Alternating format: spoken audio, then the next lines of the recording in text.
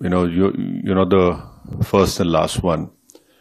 And because of that concern, our government has sent us over here and various delegations comprising of all party members of parliament to different parts of the world, so that the world knows the threat which India has been facing from last so many years.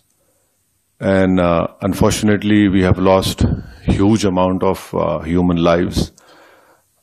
Innocent people have been killed. And the fact of the matter is that this problem emanates from Pakistan only. Unless and until Pakistan stops promoting, aiding, sponsoring all these terrorist groups, this issue will not go away. And India has exercised utmost restraint in dealing with this problem. Because if you see on the 9th or 10th of May, when Pakistan unleashed whatever it had, no amount of damage happened in the mainland India. Yes, in the Poonch area, we know what has happened. But the air defense system, what has been said by the government in the media is that all our technology, all our warfare was able to stop whatever was thrown from a failed state like Pakistan. You're absolutely right, a bomb blast took place in Rameshwaram.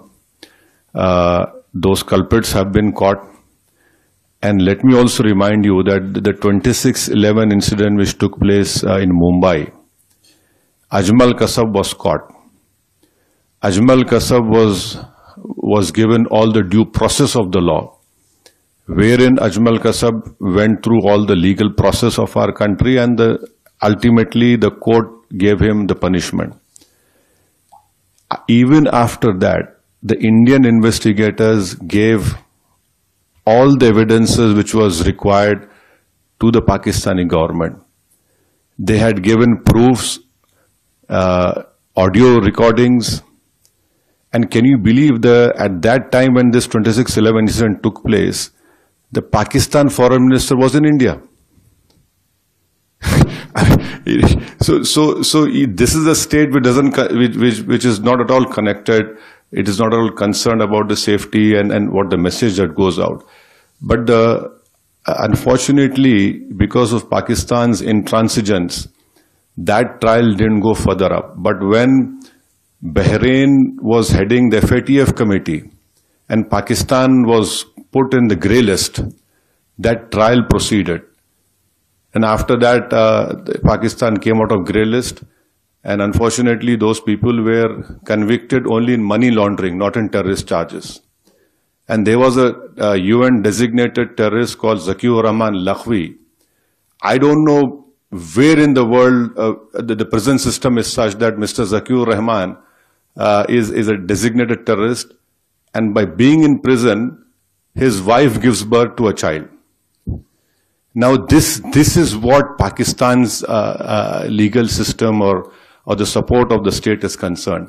So I can only assure you, with all the responsibility, that our government has taken all the steps to protect the life and limb of every Indian, and this government has made very clear.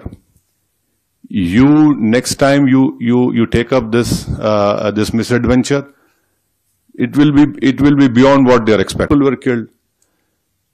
So now I think there is unanimity in our country, irrespective of whatever political affiliations we belong to.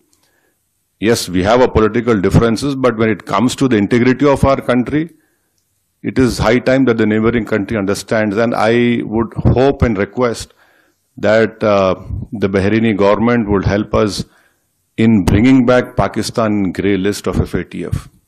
Because this money has been used to support those terrorists.